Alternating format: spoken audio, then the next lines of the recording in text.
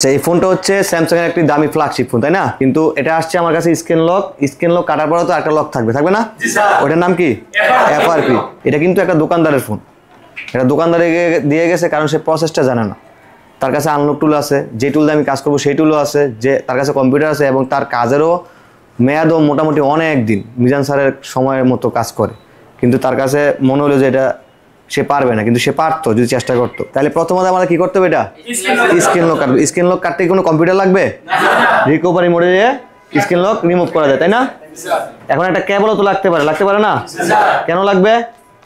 Recovery মোডে যাওয়ার জন্য একটা ভোল্টেজ এই ফ্ল্যাগশিপ ফোনগুলো লেগে থাকে, সেটা হতে পারে 0.6, 1.8।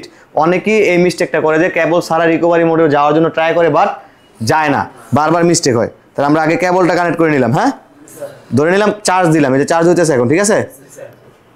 এখন এটা স্ক্রিন লক জানি না, অফ করা যাবে নর্মাল ভাবে?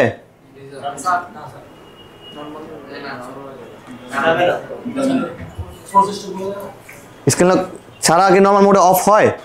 অফ হবে না। তাহলে আমাকে এটা কি করতে হবে? ফোর্স স্টপ করতে হবে। কিভাবে? ডাউন, তিনটা একসাথে দিলেও হবে, অথবা ডাউন আর পাওয়ার দিলেও হবে। আসছে রিকভারি মোড। এখানে আমরা কি করার জন্য আসছি?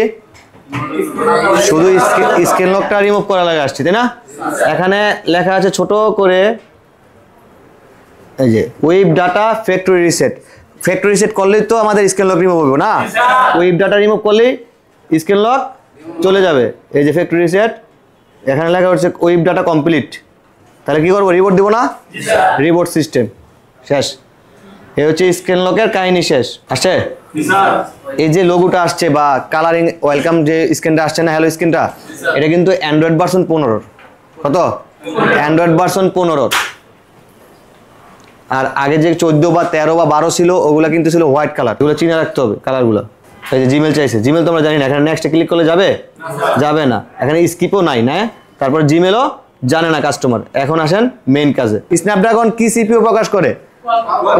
কোয়ালকাম সিপিইউ হলে কি মোডে কাজ করতে হবে? ইডিএল মোডে। তাহলে এই ফোনটাকে এখন ইডিএল করতে হবে, তাই না? এটা ফ্ল্যাগশিপ ফোন, ফ্ল্যাগশিপ ফোনে ইডিএল পয়েন্ট হয় না, এটা কেবলের মাধ্যমে অটো ইডিএল হয়ে থাকে।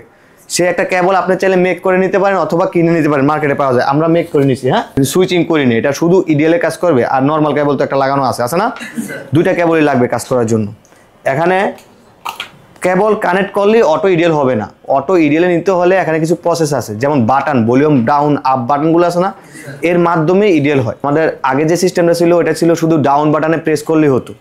তারপরে টাইমিং একটা ব্যাপার স্যাপার আছে। এটার সিস্টেমটা হচ্ছে শুধু কেবল কানেক্ট করার আগে, যেমন আমি ভলিউম আপ আর ডাউন একসাথে হোল্ড করে কেবল কানেক্ট করে ডাউনলোড মোডে যেতাম না, ঠিক সেরকমভাবে একইভাবে হোল্ড করব, কেবল কানেক্ট করব, 1 সেকেন্ড 2 সেকেন্ড থাকবে, তারপর ছেড়ে দেবো। ছেড়ে দেওয়ার সাথে সাথে মাইনাস বাটনটা যত 7 থেকে 12 বারের মতো প্রেস করা লাগবে, তাড়াতাড়ি করে, স্লো করা যাবে না, হ্যাঁ?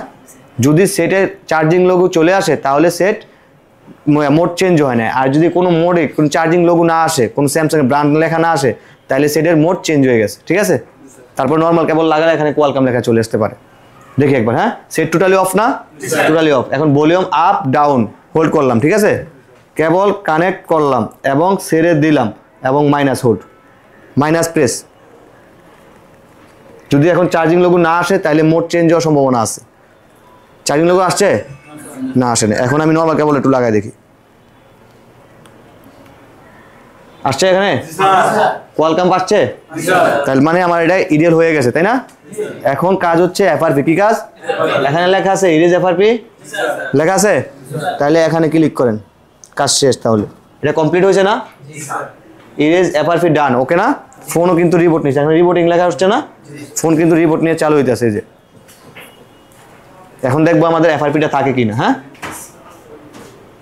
শেষ। তাহলে এইসব কাজগুলো করতে বেশ ঝামেলা, আরো ইজি। যত স্মার্টফোন হবে, যত ফ্ল্যাগশিপ হবে, যত দামি হবে, অত কাজের সিস্টেমটা ইজি।